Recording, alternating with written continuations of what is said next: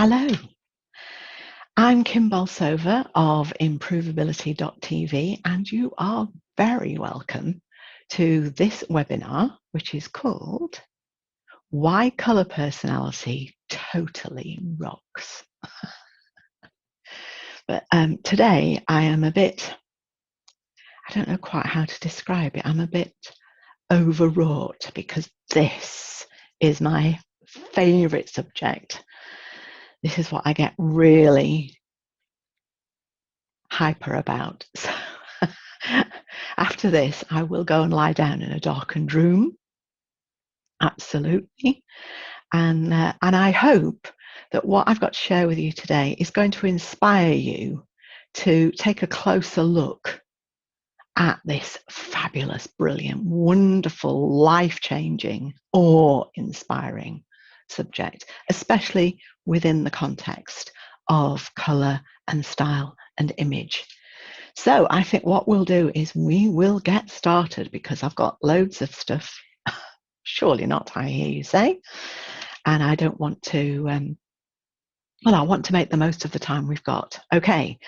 So the way I introduced this webinar was when I very first introduced the concept, the very idea of mixing your client's colour personality with her physical colour analysis. My consultants absolutely loved it. But when I began then, as I do, going on and trying out alternative personality profiling methods, because I was put on the planet to learn and teach, so I had to go away and learn it all first. When I started trying those out and started mentioning them, suddenly I was inundated with questions and I found myself having to explain what I was doing. And then I was getting the question, so where can I learn more? And then I was having to explain why I did not recommend wholeheartedly that people went and read this book or took that course just because that's where I'd picked up my initial findings. Because I didn't agree with everything out there. And I can only recommend something or someone when I wholeheartedly endorse what they think, say, and do. So I've picked out some of those questions. I mean, this first one goes right back to 2007, 13 years ago. And they were all about that time when I was really getting involved in this stuff. So I thought it might be worth looking at some of those discussions and the answers as to how I came to develop my own way of working and how that completely revolutionized my color, style, and image business. It just made my business made me stand out from the rest because everybody else was doing the same old of here you are, I'm talking about a client, stick you in front of a mirror, drape you to within an inch of your life, confuse the hell out of you, give you a wallet and throw you out of the door. Yes, I've done that. God, I've put my hand up in absolute horror and shame. Yes, that's what I did, especially for the first 5 years. I started out in this business 40 years ago. There were no training courses, no wallets, no drapes. We didn't know what on earth we were doing. They were pioneering days. And we talked a load of guff. The problem that I have now is there are still people out there still serving up the same old guff that we used to serve up 40 years ago. We've moved on. Well, I hope we have. Without colour personality, we've moved on. We've now got tonal approaches and seasonal approaches and expanded and flow and 73 versions approaches. They're all the same. They're all exactly the same thing. It's just the way you present, the way you deliver your service, and who you're delivering it to. And some people, because of their personality type, prefer the tonal approach. And some people, because of their personality type, prefer the seasonal. And that's why part of this has always been driven by, why does this work for one person and not for somebody else? Those are my questions. I am always asking why. Always. Somebody posted on Facebook the other day something about what makes you ask why. The reason I ask why is I did history A level, and I had two amazing history teachers who taught me while we were doing all sorts of different history. They taught you question everything. That's the approach to history. You question everything. You do not believe a word that anybody has written or is saying to you, or any of the television programs. I'm watching David Starkey on the television at the moment deliver his, is it The Mind of Henry VIII? I can't remember, it's something like that. And I'm thinking, no, Mr. Starkey, I don't believe that for a moment. I have great reverence for the historical Professor Starkey, absolutely. But I don't agree with everything he says, because my personality questions everything. So why would I go to an image consultant and sit there placidly, quietly, benignly, courteously and respectfully? Why would I sit there in the chair and believe everything this person's telling me? Not a cat in hell's chance, because that is not who I am. And when I started to realize that I did not agree with the personality profiling methodologies out there, I certainly didn't agree with color analysis techniques. The idea that you can drop at the time, 6.5 billion people into 4 simple boxes. I mean, get a life. Seriously, the arrogance of that is beyond me. It really is. So I knew that there had to be more. I've always known there had to be more in every aspect of life. There has to be more to relationships, to health, to money, to abundance, to spirituality, to every aspect of your life. There has to be more. If there isn't, what the hell are we doing here? So my approach is to question everything.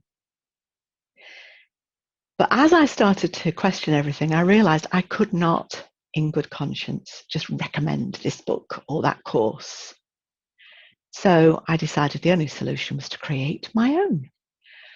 And fabulous color psychology came out of this, which was designed to introduce you to all the different methodologies I had so far investigated. And funnily enough, a book arrived yesterday. I ordered from Amazon. This is somebody I've been working with for the past, I don't know, several years. I ought to have a look and see when I first started working on this particular thing. This brand new book arrived, and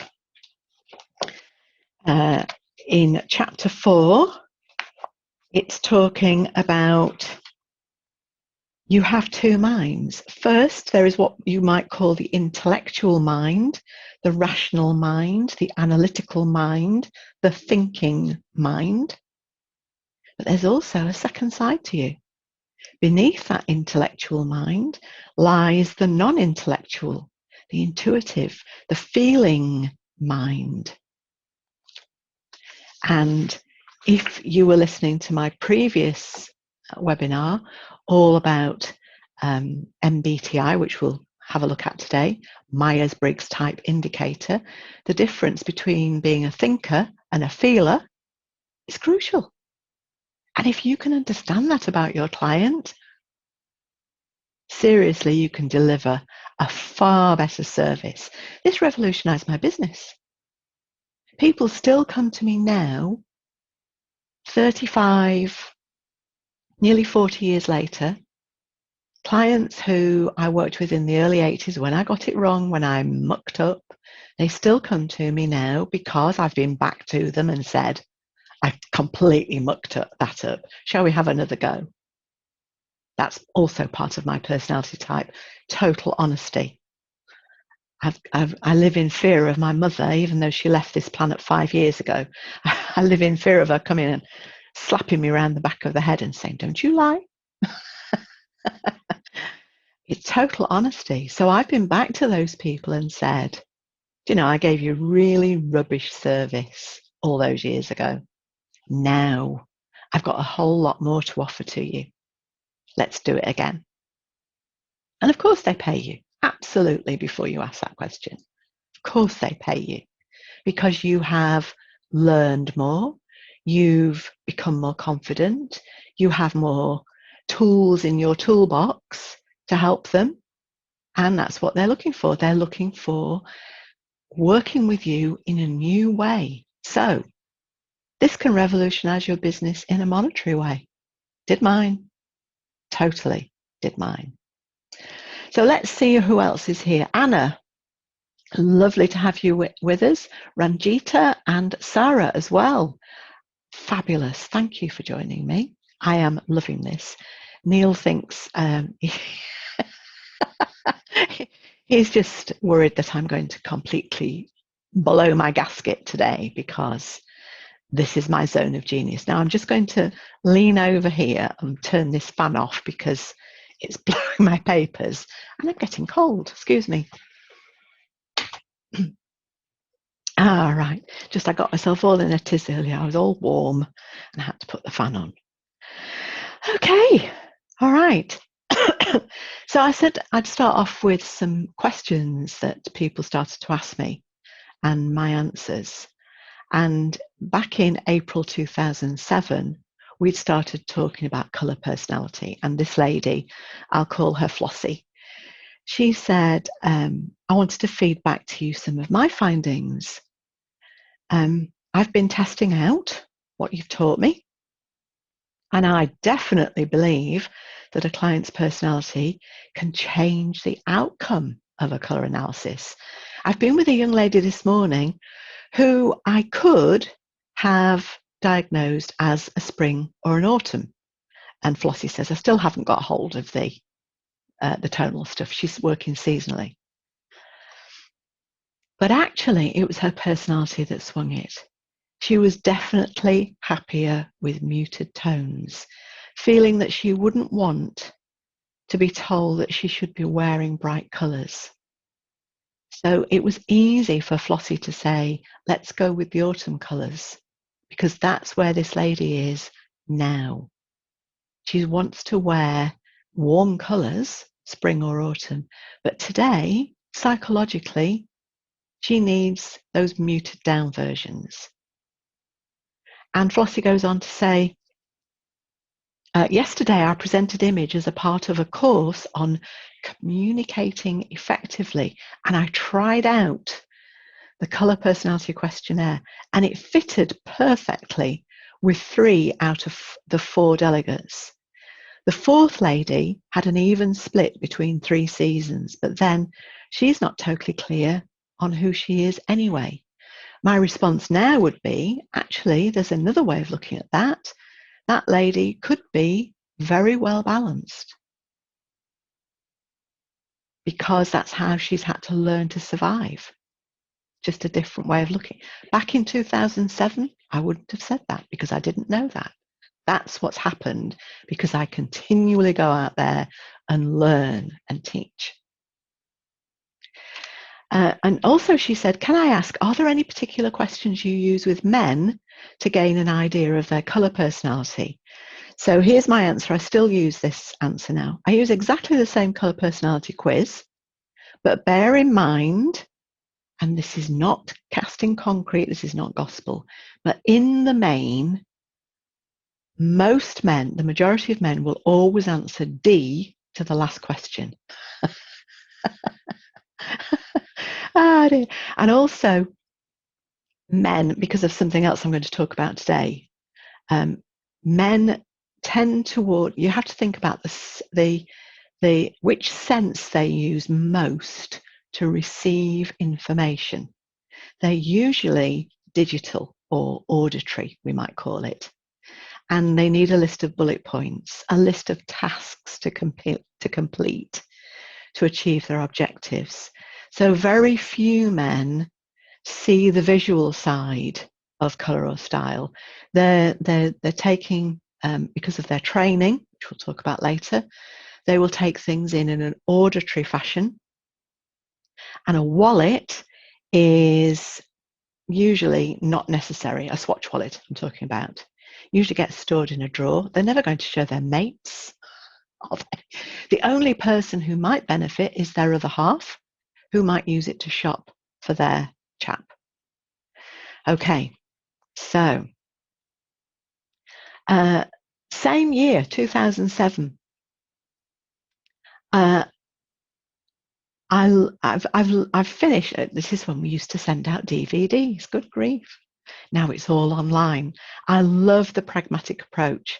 So this was Brunhilde watching colour analysis training in a box. She said, I thought it was interesting that Sue, who is the star of Colour in a Box, is a green personality, but a spring in colour terms. She didn't strike me as very yellow-like in personality, which is what you might assume a spring to be. And I can see why you have to individualize them. Some people just don't fit. And so Brunhilde goes on to say, I'm thinking of one of my stepdaughters who is definitely a blue summer. By that, I mean, when I analyze summers, physical summers, I usually work out whether they are a blue summer or a pink summer. Pink summers are quite rare, but very often blue summers can wear lots of shades of blue, lots of shades of the same colour, which happens to be blue. Some summers can do this with purples, so violets and lavenders and lilacs, and some can do it with pink. Some will wear all different shades of pink and look absolutely fabulous. So this stepdaughter is definitely a blue summer.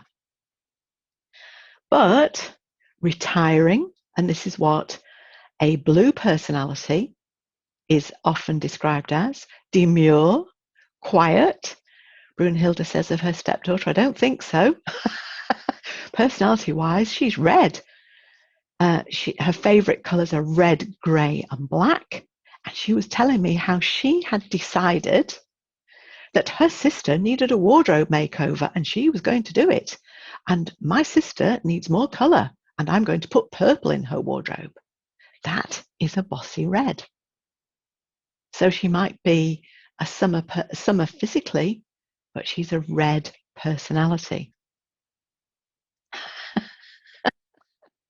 It's so funny, isn't it? Absolutely amazing. It just shows how this works in real life. Excuse me. So she goes on to talk about her other daughter, the one who is going to have her wardrobe sorted out by her bossy red sister. Sarah is a soft autumn and her wardrobe focuses on neutrals, like you said. And she does wear a limited range of colours. So this is a very soft autumn, isn't it? I think her wardrobe problem is that she's wearing the wrong neutrals. She's wearing grey and black when she should be in the Armani colours with maybe a gold or orange highlight here to pick up her fabulous topaz coloured eyes. So I went on and said, well, I think Sarah sounds like a soft, muted autumn, a bit like my niece, Katie, who I will be going to see tomorrow, because her daughter, it's her birthday tomorrow. Soft, muted autumns look dreadful in lots of colour because you don't see them. Now, I would encourage Sarah to try the Armani colours and tell her if she's a follower of fashion, that people like Jennifer Aniston wear them, Kate Moss, Elle Macpherson. So if she's a follower of fashion, if that's her personality type, she might just listen.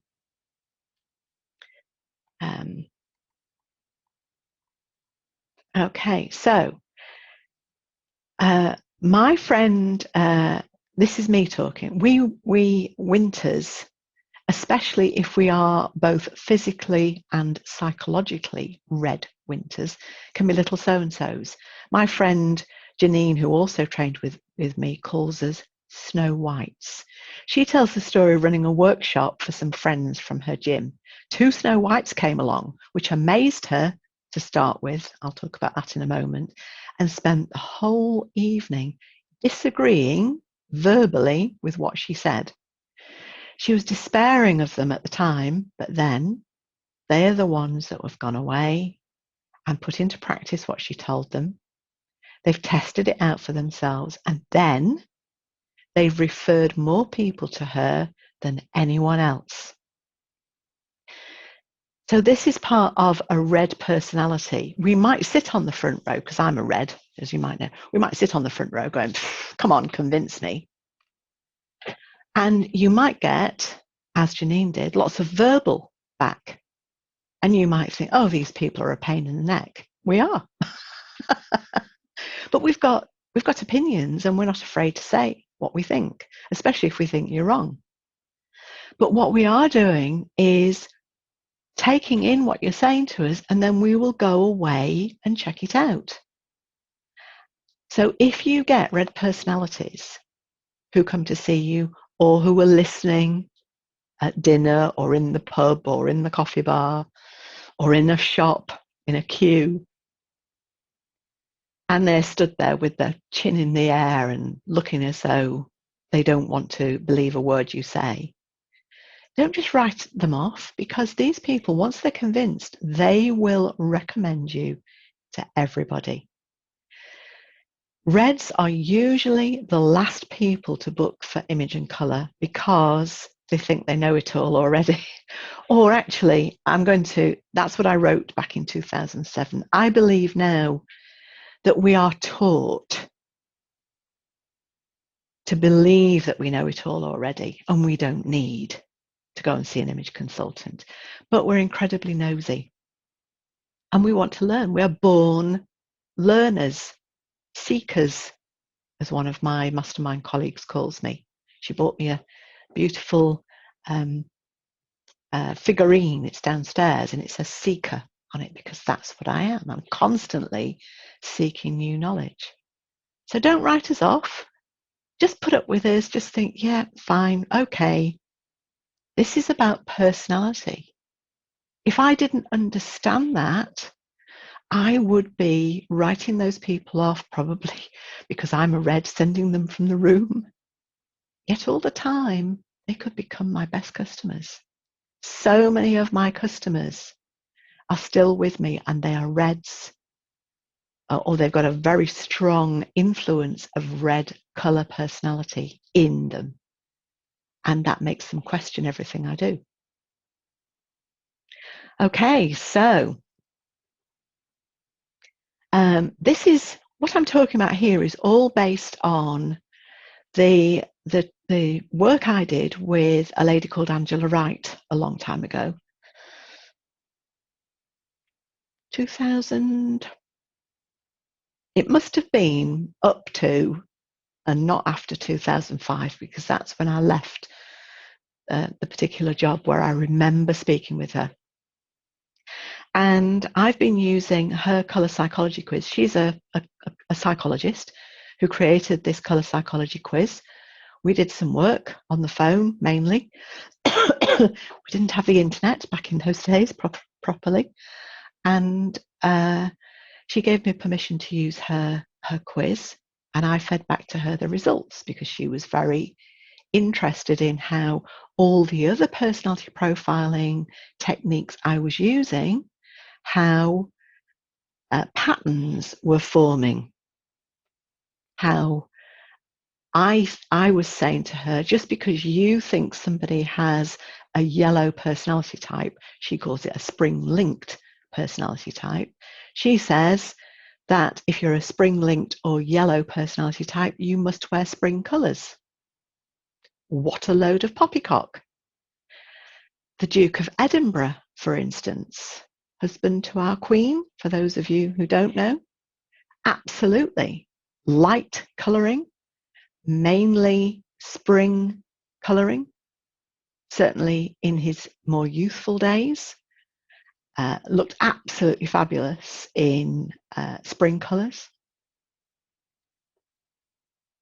And according to Angela Wright's colour psychology training, he should wear spring colours. He should wear spring colours and should be a yellow personality. Rubbish. Absolute rubbish. He is a bossy red like me. He says exactly what he thinks. He doesn't care. He's worse than me. He doesn't care who he upsets.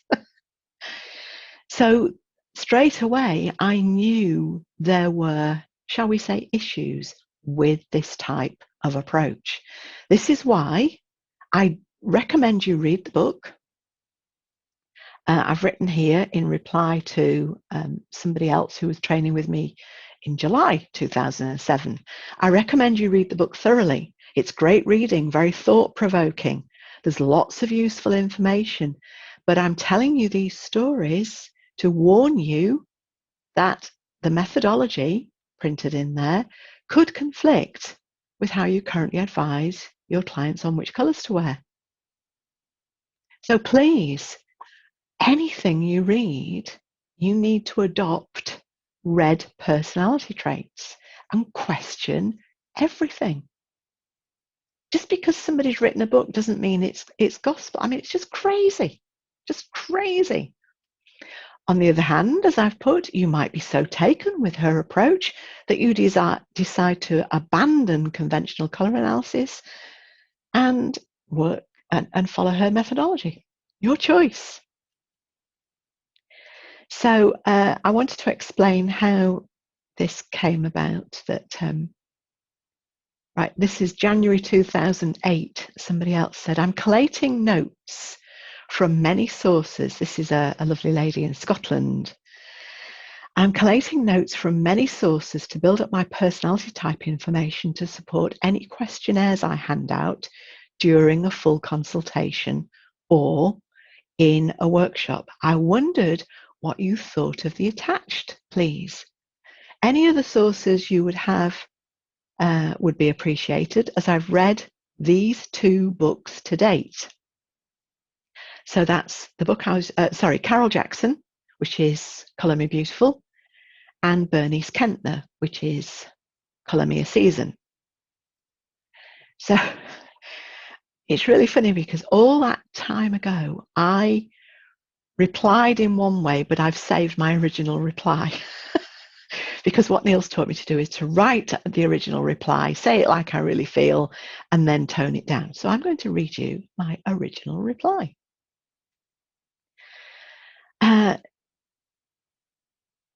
I don't personally subscribe to the theory that physical springs are necessarily psychological springs or yellow personalities.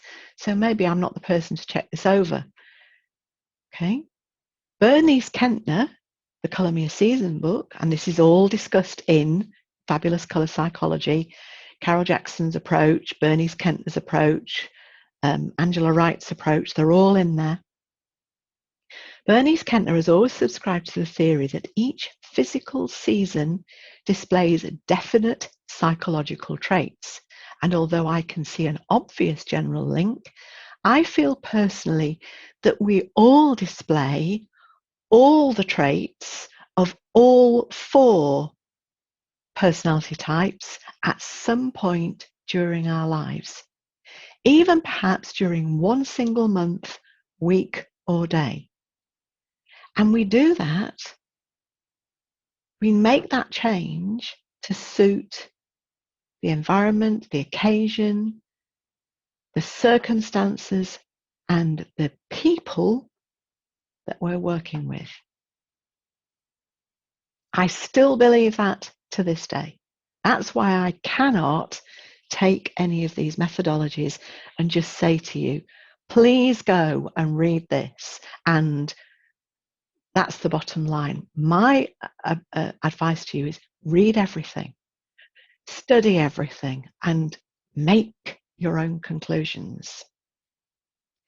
So Anna says, I've recently read The Little Book of Colour. She writes that the secondary colour of your personality is generally the desired trait we like to have. What do you think, Kim, as far as your experience is concerned? Could be. Don't agree with it, but could be. I just think that today, when you get out of bed and stub your toe, you will become a grumpy old person. And you will dredge up out of you negative personality traits that support your experience, unless you have developed a very strong mindset, you have developed mindfulness, which is an awareness of what you are doing. So it's you are the observer, observing the observer, which is a fabulous concept.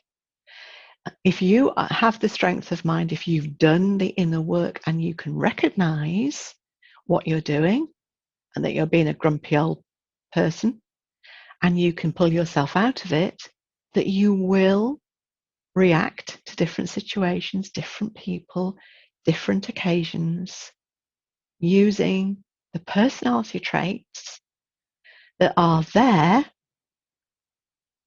at your disposal. You have all personality traits at your disposal. They're all there. They are a choice. This is really important. They are a choice. All the personality profiling techniques and methods and courses, etc., that I talk about in Fabulous Colour Psychology, they all major on this. You need to be aware of this. Personality is a preference. It is what is above. Sorry, I'm pointing at my huge painting of an iceberg above here.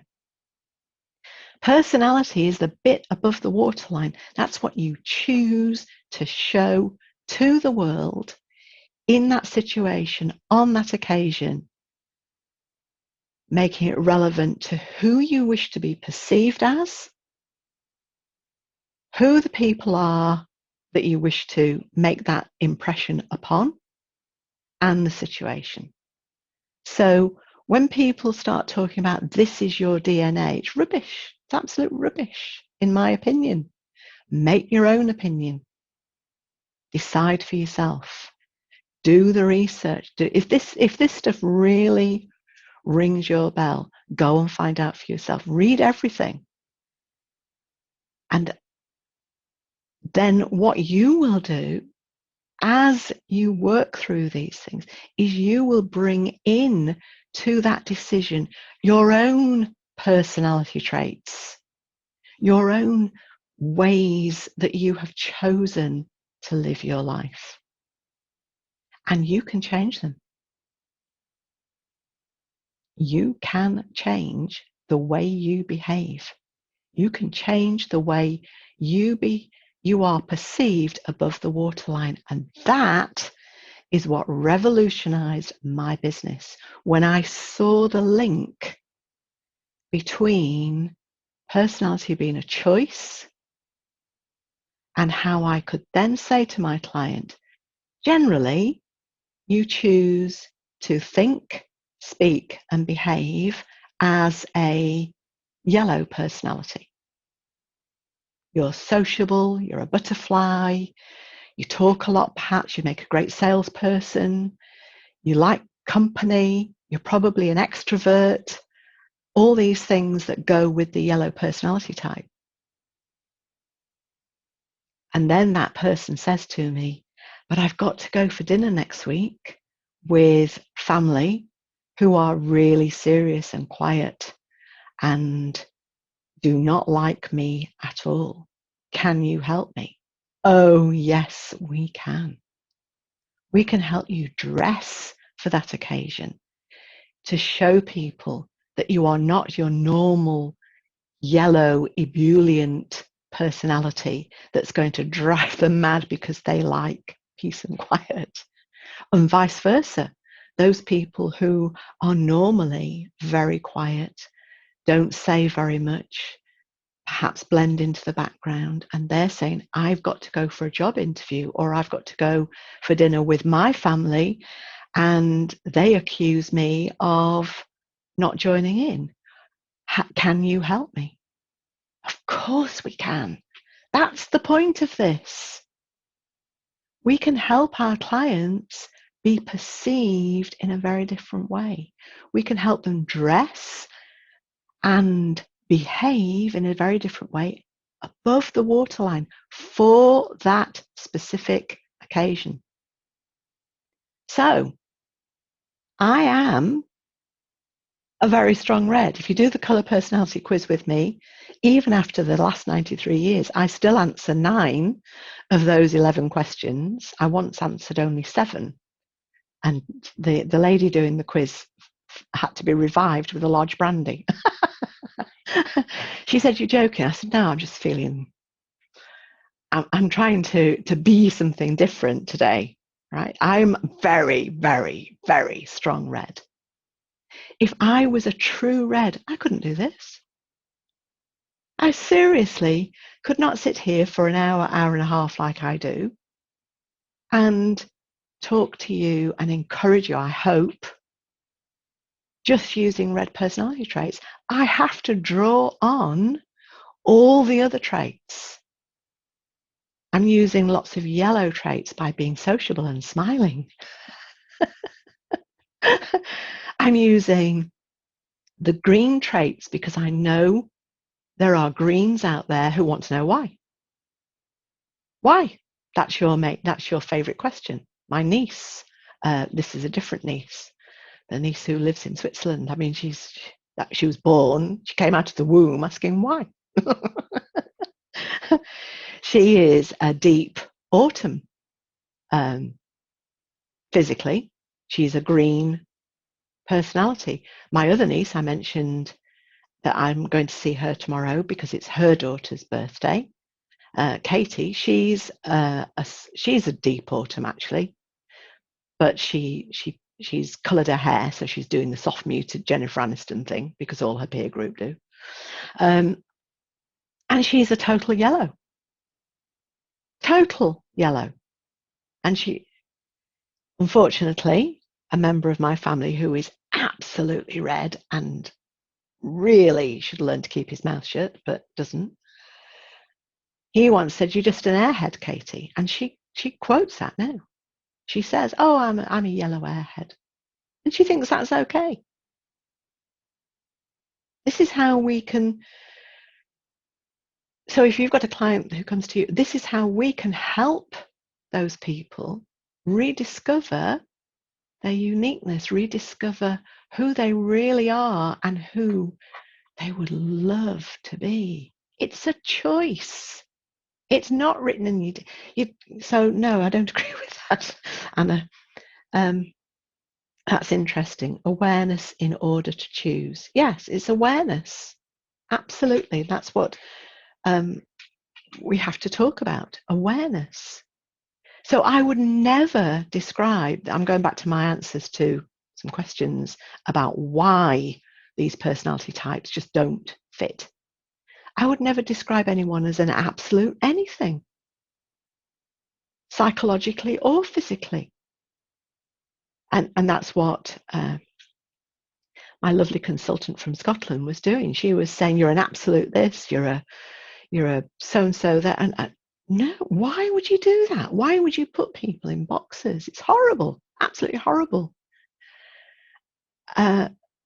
And one of the things I disagree with Bernice Kentner, now I don't know whether you've heard me say this before, but Carol Jackson's book, Colour Me Beautiful, came out at the same time as Bernice Kentner's books, Colour Me a Season.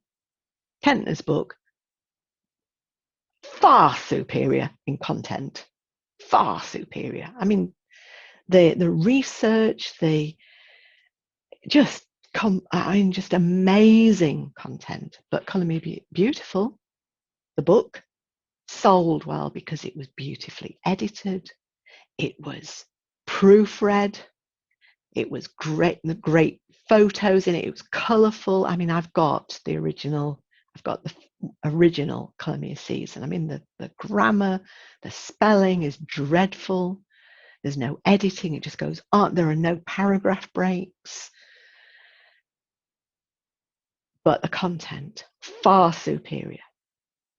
Problem is that we've still got people out there regurgitating all the stuff from Colour Me Beautiful, like Only Winters Can Wear Black. What a load of absolute hogwash. It's total rubbish. But there are still people teaching it, and there are still people teaching that therefore only reds can wear black. Sorry. It's a choice. Everything is a choice. Let's help our clients understand who they are at their core and how to behave, how to dress and behave and communicate for different situations to get what they want. And in any case, in Kentner's book, I believe she's got autumns and winters the wrong way around. That's me. Read it, decide what you think. I think the back to front, what did I say? Upside down, back to front, muddled up, not sure which. But that's why I don't say to you, go and do Bernice's courses. I think she's fabulous. I think she's revolutionized colour analysis and colour personality, absolutely. But I think she's got autumns and winters the wrong way around. And then I said back in 2008 to my Scottish consultant, if you want to read about personality, then Carl Jung is the father of it all. I said, don't try wading through his own stuff. It's virtually unreadable. There's some shortened versions to read. Myers-Briggs then went on to code Jung's work, Carl Jung's work, to make it approachable, and now it's used the world over. Keirsey then went on to give the codes that MBTI use, like INFP and INFJ and INTP and INSJ. Keirsey went on to give those names, that's all. And he went into a different approach. I mean, it's fascinating stuff. So, sorry, it's here. David Keirsey takes Myers-Briggs and turns the codes into words, although you might need a dictionary to fathom out what he's talking about. And you might find the introduction to colour psychology familiar. As you read more and more about the subject, you will begin to appreciate that there are no absolutes. There are loads of opinions out there. Don't forget, statistics can be used to prove anything.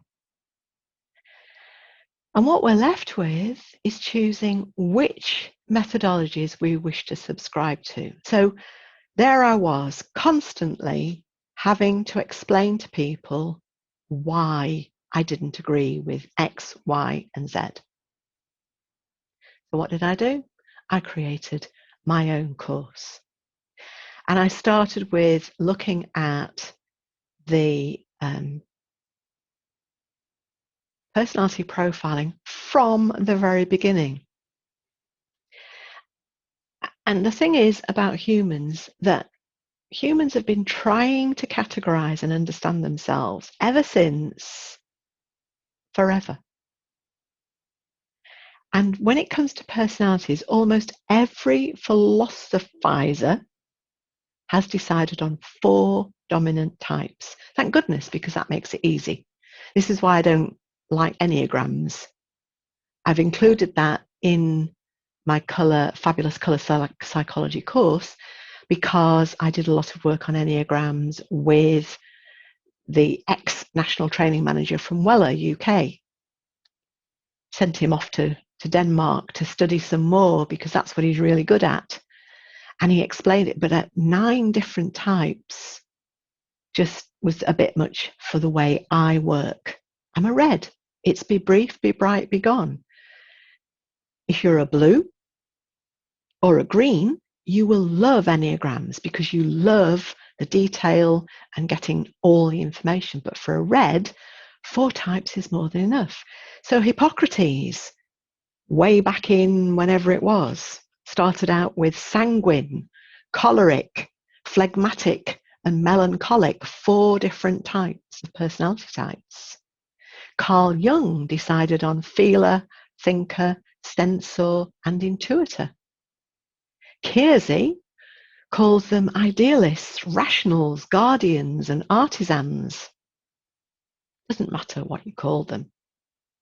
The thing is, if you're going to work with personality types, find the methodology that works for you. Because when you start to inject this into your color analysis offerings and create a color personality experience, for instance, suddenly you stand out from the crowd. And that makes people stop and look again. Because, as I said, humans have been trying to categorize and understand themselves since the year dot. You can capitalize on this if you love personality by learning which process, which methodology works for you best, so that you can incorporate that into your physical color analysis offerings. And right now, just for the next few days, what day is it today? Sunday? Oh, until midnight tomorrow, you could get fabulous color psychology at half price as well. In answer to some questions that I had in the Facebook group, all my courses and resources are online. So it doesn't matter which country you are in the world.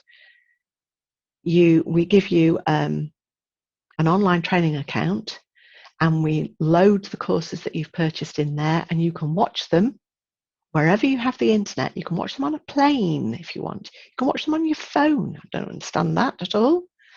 I've got thousands of consultants in over 60 countries across the planet who've taken my courses. So Fabulous Color Analysis has 6 hours of video, which was recorded from a live training course where the consultants there asked questions. The courses themselves they're worth listening to, the questions and answers from the people who were actually on the live training course. Now, you won't want to download the video. You can't download the videos to your own device.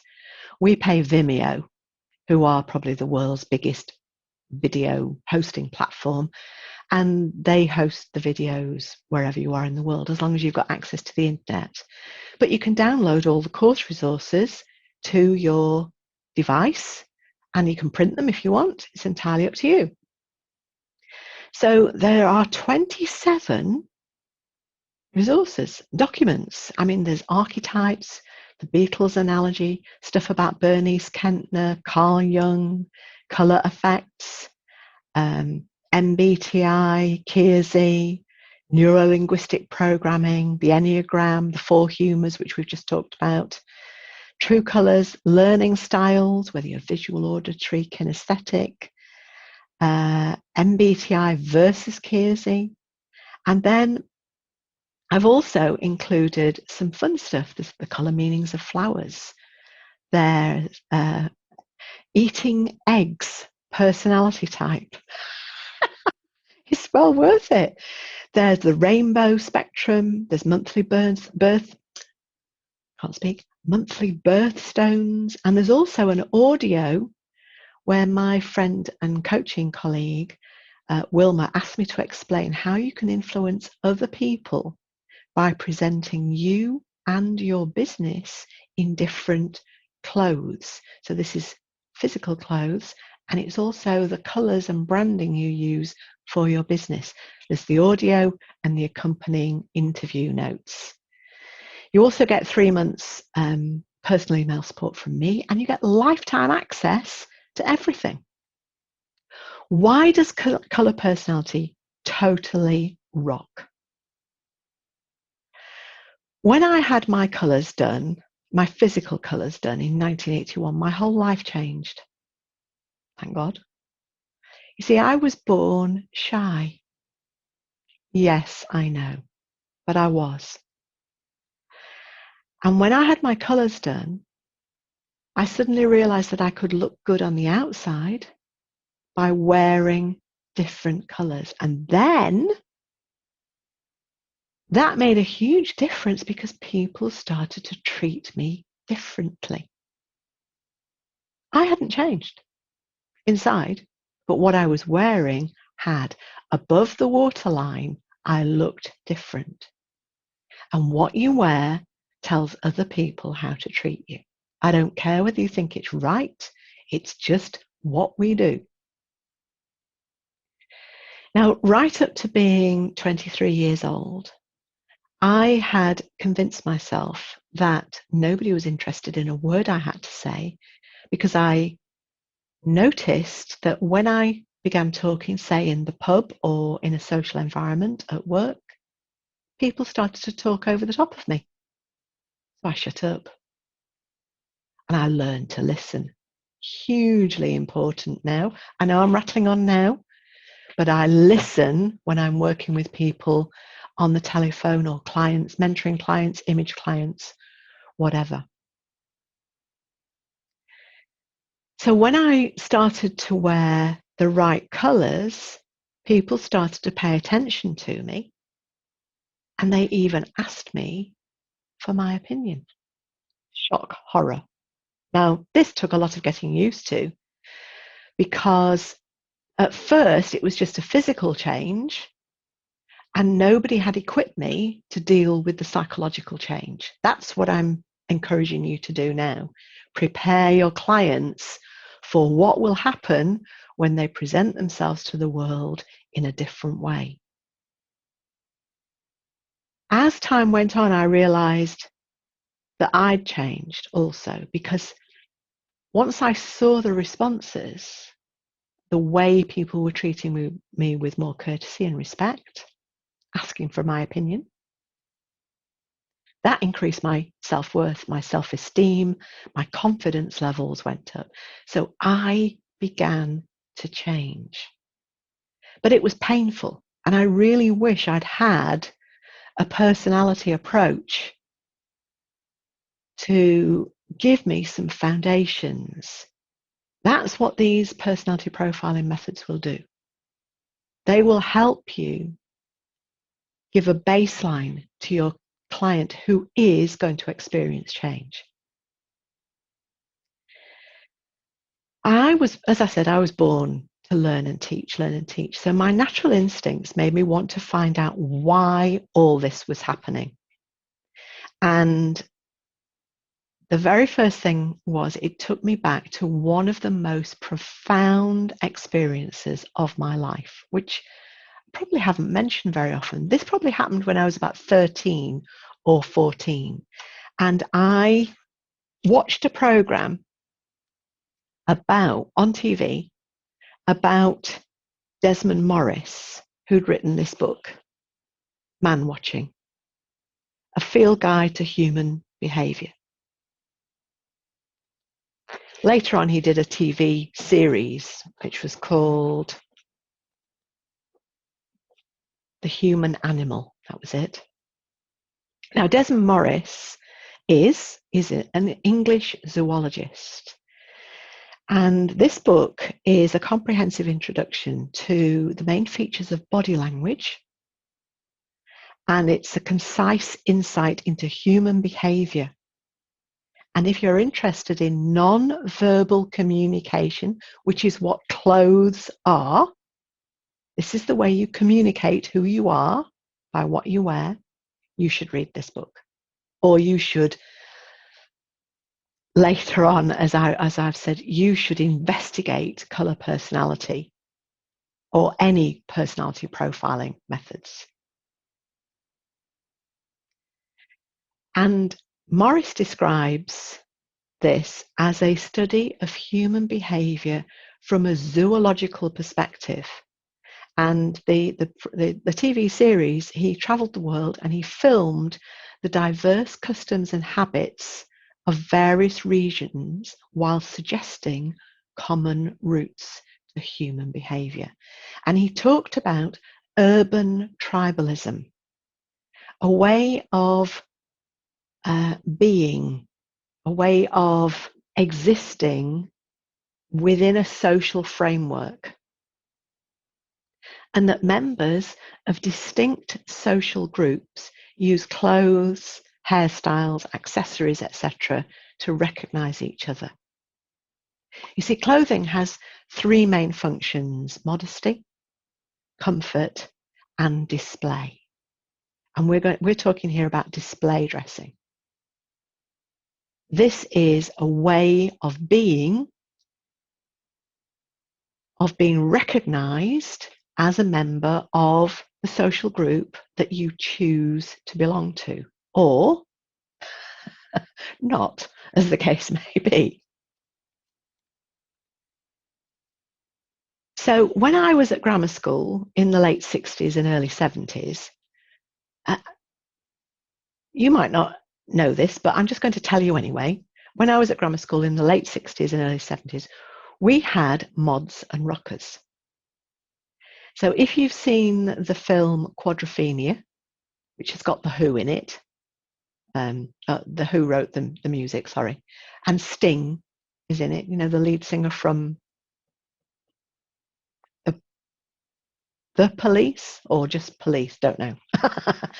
He was in it. They were mods, okay, mods and rockers. Now, each group had a distinct dress code and had a strict code of behavior. So the mods often wore suits and parka coats, and they rode on scooters. The rockers, on the other hand, wore jeans and leather jackets and rode motorcycles, noisy motorcycles. So Sting, in Quadrophenia, in that movie, he epitomised a mod. He was riding his scooter, dressed in a suit and a long coat, and the scooter had at least 700 mirrors on the front. We used to call them hairdryers. Musically, they were different. Rockers generally favoured 1950s rock and roll, Elvis Presley, Eddie Cochran, Gene Vincent, that kind of music. And mods listened to 1960s ska music, soul, and R&B, as well as British bands like The Who. That's why The Who were featured in that movie. Now, I was definitely in the rockers band. I mean, I was in the early 70s at this particular school. I had a crush on one of these rockers. And this is how I got into loving rugby, because he played rugby on a Saturday. I used to go down and help out with the rugby, fell in love with the game, nothing to do with him at all, never went out with him. He was way beyond me. He was 3 years older than me, 2 years older than me. It just didn't happen. But he was a rocker. And I used to see him in his leather jacket and his white scarf, you know, a bit like Biggles, riding a motorbike, biker boots, and I still love the sound of motorbikes now. Still love motorbikes. Still love leather jackets. Still love rock music. Now, if you're not as old as me, you might think of the difference in the 80s, late 70s, 80s, and into the 90s.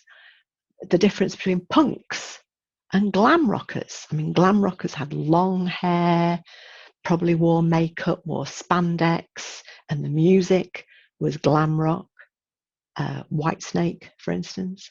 Whereas punks They cut their hair really short, and it was quite aggressive, punk, jump up and down music, very different.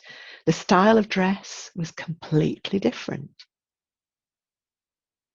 This is belonging to a tribe, an urban tribe. Now, those are extremes. I just wanted to show you that sometimes your client will be part of an urban tribe, perhaps not mods and rockers, perhaps not punks and glam rockers, but that translates to style personality. This is what we're wearing above the waterline. So if you want to be identified as belonging to the punks, you wear what the punks wear, which are the cut-off trousers, the Doc Martens and the braces and a shorter haircut. If you're a rocker, you wear your hair long, you wear leather trousers, leather boots, leather jacket, and you ride a motorbike. Very different. Now, the tribe mentality can also be destructive. Think of the movie Four Weddings and a Funeral. All about getting married. It's all about this small tribe, this urban tribe, this group of people who are friends, and they all have to do what the rest of the group do. And so one couple gets married, so then another couple gets married. The first couple have children, so the second couple have children, and so on. But there's always one person who doesn't want to play along. And that's the character Charles, played by Hugh Grant. He's under immense pressure all the way through that film. Excuse me. He's under immense pressure to settle down and get married so that he can remain a member of that tribe. It's almost like an unwritten law. This is the strict code of behavior that belongs to what I would call peer groups.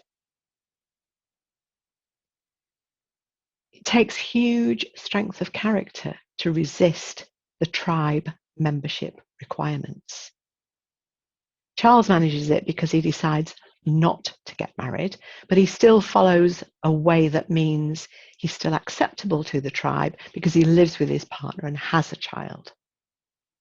Now, when you understand where your client fits in or doesn't fit in to her tribe, her peer group, the people she works with, her family, for instance, you can come in and help her understand exactly who she is, who she really is, or who she'd rather be.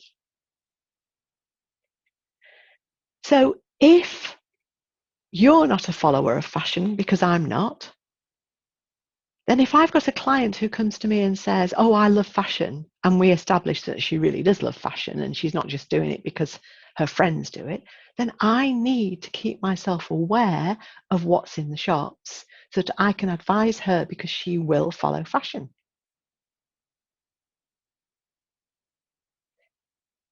You have to understand who you're working with. You can't just churn out what you believe. It's not about you. It's not about what you think is right. I mean, if it was me, I'd be saying, oh, don't follow what everybody else does. Set your own trend. But that's not what people say to me. Some of them say, I like this for now. You have to give your clients what they want. But if that tribe, if belonging to that tribe is destroying who your client really is suppressing who she really is keeping her real wants and desires down, you've got something you can offer to your client. You can tell her, you can show her a different way of being above that waterline with how she dresses, how she behaves, how she communicates. Okay. And that's what saved me. See, as I learned about the power of display dressing and how it changed the way others treated me with more respect, courtesy. They actually listened to me. Then the changes on the inside started happening. I started to relax more in social environments, whereas before I was petrified to even go out. I relaxed because I was more confident that I would be acknowledged for who I was, and I was dressing to be perceived as part of the urban tribe. Now, I do it differently. But back then, when I was 23, up to maybe about the age of, 30, before I finally had another revelation that I didn't need to belong to that tribe anymore. But I found a way to be part of that urban tribe, to dress appropriately so that they would treat me as a member of that tribe. And that time that I spent doing that allowed me to develop on the inside. And amazingly, then I started being noticed at work. Now, yes, I was in the corporate prison land at the time, but as I developed as a person, as I began to understand who I was, as I did all this investigation into the different personality typing profiles, I started to become more confident and realized the kind of work I did want to do and that I didn't want to do. And I can't tell you how many times I have been headhunted in the corporate environment and then been given promotion or a new job without even asking. That's how this revolutionized my life. And then I saw the possibilities of how to do this for other people. And in the work environment, people wanted to know why. How did you get that job? How did you get that promotion? You didn't even apply for it. And they used to come and talk to me, and we'd go out for coffee or whatever, and I would take them through my process of helping them discover who they really are. I would help them dress better. I would help them speak in the way that makes them more acceptable for that job interview, for that having to deal with the in-laws or having to go out on a social occasion that petrified them. I was doing this way before I started to bring this into physical colour analysis. But then I saw the link and I started to investigate the four humours, Carl Jung, Myers-Briggs, extroversion versus introversion, etc. All these different things. And I tried them all, and I've made my own decisions about what works for me. So with image clients, I use 3 of those: physical colour analysis, colour psychology, and style personality.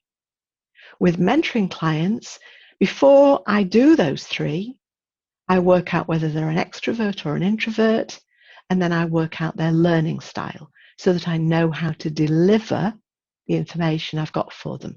Then we do physical colour analysis, colour psychology, and style personality.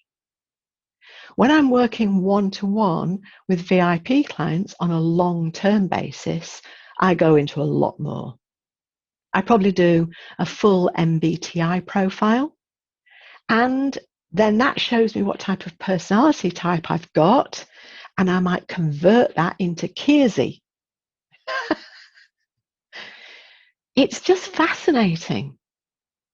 This changed my life. This changed my business. It changed my life because it opened up a new business for me. It changed the life of all those people who worked with me because I was able to help people go and get a better job or get promotion. And then when I started to work with my color analysis clients and style clients, I was able to use all these different methods because I'd got them all in my toolbox and I could just pull them out when I needed them. Color personality saved my life. It changed my business, changed the lives of my friends, my work colleagues, my family, and my clients. So that's why I think colour personality totally rocks, man. That's from Nemo, isn't it? The dude. You totally rock, man. Or is it from Cars? I can't remember. Anyway, it's a Pixar film. It's absolutely fabulous. So I hope there that you've picked up some hints and tips on how you could use colour personality to change your life, to change the lives of those around you that you love, your family and friends, your work colleagues. Perhaps you don't love them, but perhaps you'd like the best for them, and certainly your clients. Instead of just giving them a plain common garden physical colour analysis, show them what will happen when they change the way they present themselves to the world. I wish I'd had that. And now that's why I keep on doing this work, to bring this to you so that you can change people's lives. You can change your life. Feel free to post any questions in Aspiring Image Consultants. That's my free Facebook group. And I really hope that this will inspire you to stuff the system, stuff the old ways, and put the client first.